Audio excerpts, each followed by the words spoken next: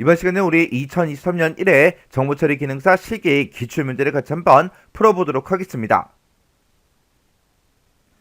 OSI 7계층이요. OSI 7계층 중에서 다음에서 이제 설명하는 그 특징을 갖는 그 계층이 무엇인지 써라. 그렇게 이제 문제가 나왔습니다. 자, 지금 여기 이제 첫 번째 이제 설명을 보니까 두 개의 인접한 개방 시스템들 간에 신뢰성 있고 효율적인 그런 정보 전송을 이제 할 수 있도록 시스템 간에 이제 연결을 이제 설정하고 유지하고 우리 종료를 담당한다. 그렇게 써져 있습니다. 지금 여기서 우리 두 개 인접한 개방 시스템들 간에 요 말만 봐도 우리 정답이 바로바로 나와야 되겠죠. 해서 이 계층은 송시 측하고 수신 측의 그 속도 차이 해결을 위한 흐름 제어 기능 그런 것도 이제 제공해 주고요. 그리고 프레임의 이제 시작, 끝 그런 것들을 이제 구분하기 위한 프레임 동기화 기능 이런 것도 이제 제공해 줘요. 그리고 오류 검출과 회복을 위한 이제 오류 제어 기능 이런 것도 이제 제공해 주고요. 그리고 프레임을 이제 순서적으로 그렇게 이제 전송하기 위해서 우리 순서 제어 기능 이런 것도 이제 제공해 준대요.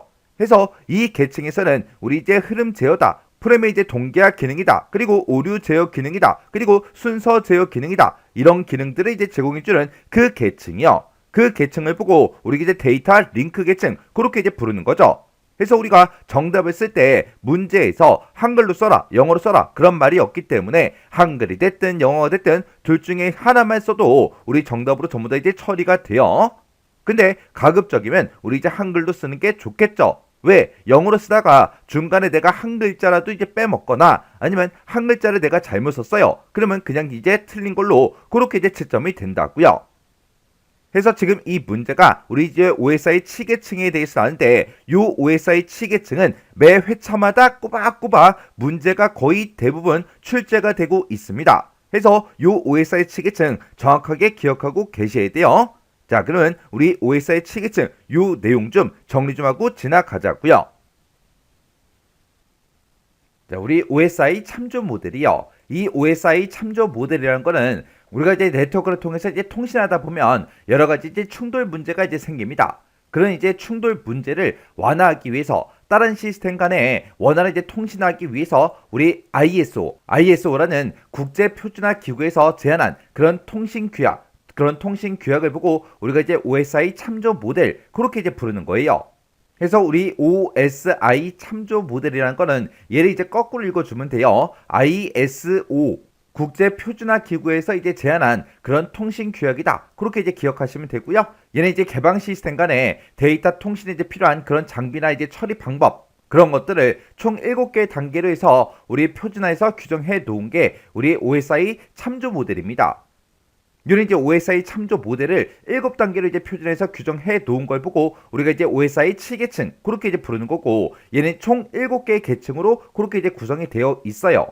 그때 그걸 이제 그림으로 보게 되면 지금처럼 이렇게요. 해서 지금 여기서 지금처럼 이렇게 이제 아파트가 있다라고 가정을 한번 해보자고요. 그러면 그때 이제 맨 밑에 여기가 이제 1층이 되겠죠. 그리고 여기가 2층, 여기가 이제 3층, 여기가 이제 4층, 여기가 이제 5층, 여기가 이제 6층, 여기가 이제 7층하고 그렇게 이제 7개 계층으로 이렇게 이제 나눠서 통신할 때 이제 필요한 그런 장비가 됐든 처리 방법 그런 것들을 이제 표준화해서 규정해 놓은 걸 보고 우리가 이제 OSI 7계층 그렇게 이제 부르는 거예요. 그때 1층부터 7층까지 지금처럼 이렇게 있을 때 여기서 이제 뚝 잘라서 이 위쪽을 보고 우리 이제 상위 계층, 상위 계층이라고 그렇게 이제 부르는 거고 아래쪽에 있는 요 세 개 계층을 보고 우리가 이제 하위 계층 그렇게 이제 부릅니다. 만약에 이제 내가 친구랑 이제 서로 카톡이라는 그 프로그램을 이용해서 우리가 통신한다고 생각을 한번 해보자고요. 그러면 내가 여기서 이제 안녕 그렇게 이제 쓰게 되면 상대방이 이제 카톡에 이제 안녕하고 그렇게 이제 뜨겠죠. 그때 우리가 이런 메시지를 이제 주고받고 할 때 그때 이제 사용되는 그런 프로그램 그런 서비스들 있죠. 그렇게 이제 응용 서비스를 연결해주는 그런 역할을 하는 게 우리 응용 계층이에요. 그래서 이 응용 계층은 우리가 실제로 이런 메시지를 이제 주고받을 때 그때 이제 사용되는 그런 메신저 프로그램이 됐든 아니면 우리 웹브라우저가 됐든 그런 것들이 전부 다 이제 응용 계층에 이제 해당하는 거예요. 그리고 우리 표현 계층이라는 건 뭘 얘기하냐? 내가 이제 안녕이라는 그 두 글자를 이제 보냈어요. 보내면 그 안녕이라는 그 두 글자가 그냥 그대로 날아가면 안 되겠죠.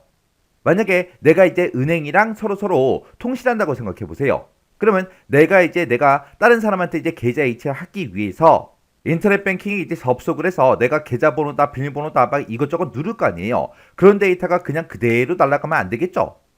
그런 데이터들은 전부 다 이제 암호화를 하고 전부 다 이제 컴퓨터가 이해할 수 있는 그런 코드로 전부 다 이제 변환을 해줘야 된다고요. 그런 역할을 하는 게 우리 표현 계층입니다. 그러면 상대방 입장에서는 그렇게 이제 암호화된 그런 데이터가 왔을 때 그를 이제 암호를 전부 다 이제 해독해서 사용자가 이제 볼 수 있게끔 만들어 줘야 되잖아요. 그런 역할을 하는 게 우리 표현 계층이에요. 그리고 세션 계층이라는 거는 상대방과 내가 이제 서로 이제 대화를 할 때, 통신할 때, 그때 이제 대화가 이제 질서 있게 이루어질 수 있도록 하는 그런 기능을 이제 제공해 줍니다. 해서 여기서 이제 주로 하는 게 이제 동기 제어를 이제 해줘요. 내가 만약에 친구랑 이제 대화를 할 거예요. 실제로 이제 친구를 만나서 친구 집에 가서 이제 대화를 하는데 친구 집에 갔더니 친구가 막 영화를 이제 몰두해서 막 이제 영화를 막 보고 있어요. 영화를 보면서 막 울고 있어요. 근데 제가 거기다 대고 이제 막 이것저것 얘기해봤자 대화가 되지 않잖아요. 우리 사람들끼리도 서로 이제 대화를 할 때 서로 이제 눈을 보고 눈을 맞춰가면서 이제 대화를 한다고요. 그렇게 대화가 이제 정상적으로 이루어질 수 있도록 그렇게 이제 동기 제어를 해주는 게 우리 세션 계층에서 하는 일입니다. 그 다음에 전송 계층은 말 그대로 실제로 이제 데이터를 전송하기 위한 그런 규정을 우리가 정해 놓은 거. 그게 이제 우리 전송 계층이고요. 그리고 네트워크 계층이다라고 하게 되면 내가 이제 친구랑 이제 서로 카톡이라는 그 프로그램을 가지고 우리가 이제 메시지를 이제 주고받고 해요. 그때 내 친구랑 나랑 1대1로 연결된 거예요. 아니죠. 내가 쓴 이 안녕이라는 이 글자는 이제 네트워크 통신망을 타고 인터넷 세상으로 이제 나갔다가 이제 친구한테 도착하겠죠. 그때 내 핸드폰에서 친구 핸드폰에 이제 안녕이라는 그 글자가 날아가는 그 길이 있을 거 아니에요. 그때 이 네트워크 계층에서 최적의 경로를 이제 선택해주는 그런 역할을 해주는 게 우리 네트워크 계층이요. 그 다음에 우리 데이터 링크 계층이라는 거는 각각 이제 시스템들끼리 서로 이제 통신할 때 신뢰성 있고 이제 효율적인 정보를 이제 전송할 수 있게 시스템 간에 이제 연결을 설정한다거나 아니면 유지를 한다거나 아니면 종료를 하는 그런 역할을 하는 게 우리 데이터 링크 계층입니다. 해서 이 데이터 링크 계층에서 주로 하는 역할이 뭐냐? 주로 이제 흐름 제어를 해주고요. 그리고 오류 제어하는 그런 기능도 있습니다. 그 다음에 이제 물리계층이요. 이 물리계층이라는 거는 우리가 만약에 이제 컴퓨터를 가지고 이제 통신한다고 생각해 보세요. 그러면 내 컴퓨터에는 반드시 뭐가 꽂혀 있어야 돼요? 우리 랜 케이블이 꽂혀 있어야, 인터넷선이 꽂혀 있어야 우리가 이제 통신할 수 있겠죠. 그렇게 이제 물리적인 그런 연결 방식을 이제 정해 놓은 게 우리 물리계층입니다. 그러면 그때 이제 이 각각 계층마다 어떤 이제 특징들이 있는지 그거 좀 이제 살펴보자고요. 우리 1층이 이제 우리 물리 계층이요. 이 물리 계층이라는 거는 전송이 이제 필요한 두 장치 간에 실제로 이제 접속을 하고 이제 절단을 하는 이런 이제 기계적, 정기적, 기능적, 절차적 이런 특성에 대한 그런 이제 규칙을 정의해 놓은 게 우리 물리 계층이요. 해서 이 물리 계층에 보게 되면 이제 RS23이다, X20이다 이런 이제 표준들이 있어요. 그 다음에 우리 데이터 링크 계층에 우리 2층을 보고 얘기하죠. 얘는 두 개 이제 인접한 그런 개방 시스템들 간에 신뢰성 있고 효율적인 그런 정보를 이제 전송할 수 있도록 그렇게 해주는 그 계층이 우리 데이터 링크 계층이요. 이 데이터 링크 계층에는 HDLC다, ADCCP다, 그 다음에 LLC다, 그 다음에 LAPB다, LAPD다 해서 이런 여러 가지 이제 표준들이 있습니다. 그 다음에 우리 3층이 이제 네트워크 계층이죠. 이 네트워크 계층을 우리가 다른 말로 이제 망 계층 그렇게 이제 부르기도 합니다. 얘는 이제 개방 시스템들 간에 네트워크 이제 연결을 이제 관리하는 그런 이제 기능 그리고 데이터를 이제 교환하고 중계해주는 그런 기능을 이제 제공해주는 게 우리 네트워크 계층이요. 이 네트워크 계층에 보게 되면 우리 X25다, ARP다, IXP다, 그 다음에 IP다, ICMP다 해서 이렇게 여러 가지 이제 표준들이 있습니다.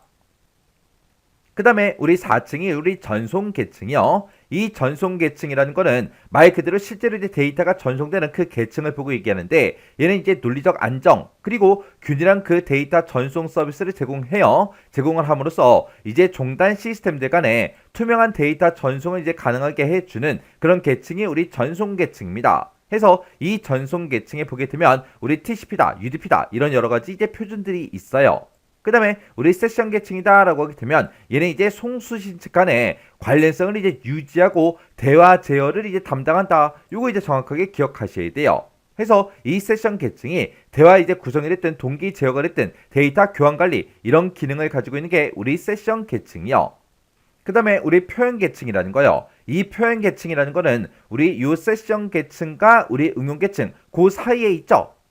그래서 이 표현 계층은 응용 계층으로부터 받은 그 데이터를 세션 계층이 이제 보내기 전에 통신의 적당한 형태로 이제 변환을 해주고요. 그리고 세션 계층에서 받은 그 데이터는 이제 응용 계층이 이제 맞게 중간에서 이제 변환하는 그런 이제 기능들을 이제 제공해 줍니다. 해서 세션 계층과 이제 응용 계층 그 두 계층에서 서로 다른 그런 데이터 표현 형태를 이제 갖기 때문에 중간에서 이제 상호 접속을 위해 필요한 그런 계층이 우리의 표현 계층이에요. 해서 이 표현 계층에서 이 두 계층 간에 서로 이제 데이터를 주고받고 하는 그 과정에서 코드도 이제 변환을 해주고요. 그 다음에 이제 암호화도 시키고 해독도 해주고 그런 역할을 하는 그런 계층이 우리 표현 계층이요.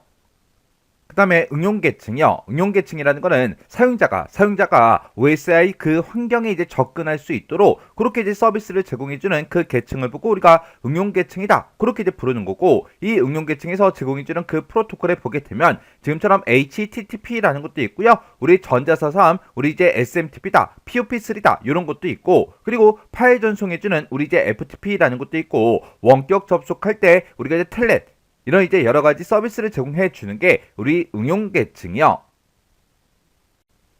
우리 OSI 참조 모델에서 이제 데이터를 주고받고 하는 그 단위를 보고 얘기해요. 자, 우리 프로토콜 데이터 단위다라고 하게 되면 얘를 이제 우리가 영어로 이제 PDU 그렇게 이제 부르는 거고요. 얘가 이제 프로토콜 데이터 유닛의 이제 약자예요. PDU라는 거는 동일한 그 계층 간에 교환되는 그런 정보의 단위를 보고 우리가 이제 PDU 그렇게 이제 부릅니다. 그때 이제 물리 계층끼리 서로 이제 데이터를 주고받고 할 때는 그때 이제 비트 단위로 이제 데이터를 주고받고요. 데이터 링크 계층끼리 서로 이제 데이터를 주고받을 때는 프레임 단위로 이제 데이터를 주고받습니다. 그리고 네트워크 계층끼리 서로 이제 데이터를 주고받고 하는 그 단위가 우리 패킷이라는 그 단위로 이제 데이터를 주고받고요. 그 다음에 전송 계층에서 이제 데이터를 서로 이제 주고받을 때는 세그먼트 단위로 이제 데이터를 주고받고 해요. 그리고 세션 계층이다, 표현 계층이다, 응용 계층이다 이런 곳에서는 서로 이제 데이터를 주고받고 할 때 그때 이제 메시지 단위로 데이터가 이제 교환이 돼요. 그 다음에 우리 서비스 데이터 단위라는 것도 있어요. 얘가 이제 SDU 해서 우리 서비스 데이터 유닛 그렇게 이제 부르는 건데 얘는 이제 서비스 접근점을 통해서 상위 계층과 하위 계층끼리 서로 주고받고 하는 그런 정보의 단위를 우리가 SDU 우리 서비스 데이터 단위 그렇게 이제 부르는 거예요. 그때 지금 여기 보게 되면 우리 서비스 접근점 SAP라는 게 나오죠. 그때 이제 우리 OSI 7계층이 총 7개의 계층으로 되어 있을 때 그때 상위 계층이 있고 하위 계층이 있으면 상위 계층이 자기 바로 아래쪽에 있는 그 하위 계층으로부터 서비스를 이제 제공을 받습니다. 그때 그 서비스를 제공받는 그 지점 그 점을 보고 우리가 이제 SAP 그렇게 이제 부르는 거예요. 해서 우리 동일한 그 계층끼리 서로 이제 정보가 이제 교환이 되는데 그때 이제 정보의 단위를 보고 우리 이제 프로토콜 데이터 단위 우리 PDU다 그렇게 이제 부르는 거고 그때 이제 각각 계층끼리 서로 이제 주고받을 때 그때 이제 비트 단위로 프레임 단위로 패킷 단위로 세그먼트 단위로 메시지 단위로 그렇게 이제 서로 데이터를 이제 주고받고 한다고요. 근데 그때 이제 상위 계층과 이제 하위 계층끼리 서로 이제 주고받고 하는 그런 정보의 단위가 우리 SDU, 우리 서비스 데이터 단위요. 이렇게 해서 우리 이제 OSI 참조 모델에 대해서 같이 한번 정리해 봤는데 이 내용은 여러분들이 정확하게 전부 다 이제 숙지하고 계셔야 돼요. 이 OSI 참조 모델에 대해서 시험 문제가 엄청나게 이제 많이 나옵니다. 해서 특히 이제 OSI 참조 모델에 7개 계층이 있는데 그 7개 계층들 그 특징들 정확하게 여러분들이 구분할 수 있어야 되고요. 그때 우리 데이터 단위가 됐든 아니면 상위 계층이다 하위 계층이다 그렇게 이제 나눠지죠. 그런 것도 이제 정확하게 구분할 수 있도록 잘 정리하고 지나가시기 바랍니다.